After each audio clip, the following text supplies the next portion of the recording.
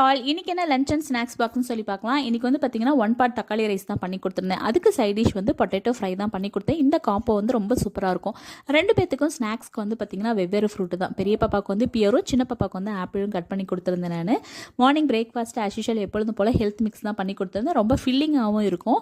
குழந்தைங்களாம் ஸ்கூல் விட்டு வந்ததுக்கப்புறம் ஈவினிங் ஸ்நாக்ஸ்க்கு வந்து பார்த்தீங்கன்னா சிகப்பரிசி மாவில் வந்து கொழுக்கட்டை தான் பண்ணி கொடுத்துருந்தேன். 1 கப்புக்கு 1.5 கப் அளவுக்கு தண்ணி வச்சு மாவை நல்லா மிக்ஸ் பண்ணி எடுத்ததுக்கப்புறம் அதிலே வந்து பார்த்தீங்கன்னா நாட்டு சக்கரை, தேங்காய் இதெல்லாம் போட்டு நல்லா மிக்ஸ் பண்ணி எடுத்துகிட்டு கொஞ்சமாக கையில் எண்ணெய் அல்லது நெய் எது வேணாலும் நம்ம தடவிக்கலாம்.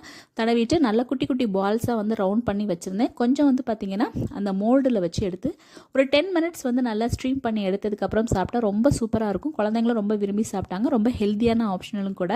அதுக்கப்புறம் வந்து பார்த்திங்கன்னா நைட்டு டின்னருக்கு வந்து வீட்டில் கொஞ்சம் பிரெட் பேக்கெட் வந்து இருந்தது. ஸோ அதை வச்சு வந்து பார்த்திங்கன்னா எக்கெல்லாம் போட்டு நல்லா ஒரு பிரெட் மசாலா பண்ணி சாப்பிட்ருந்தோம் நான். ஸோ இப்படி தான் இந்த டே போணுச்சு. உங்களுக்கு எப்படி போச்சுன்னு சொல்லிட்டு கமெண்ட் பாக்ஸில் கமெண்ட்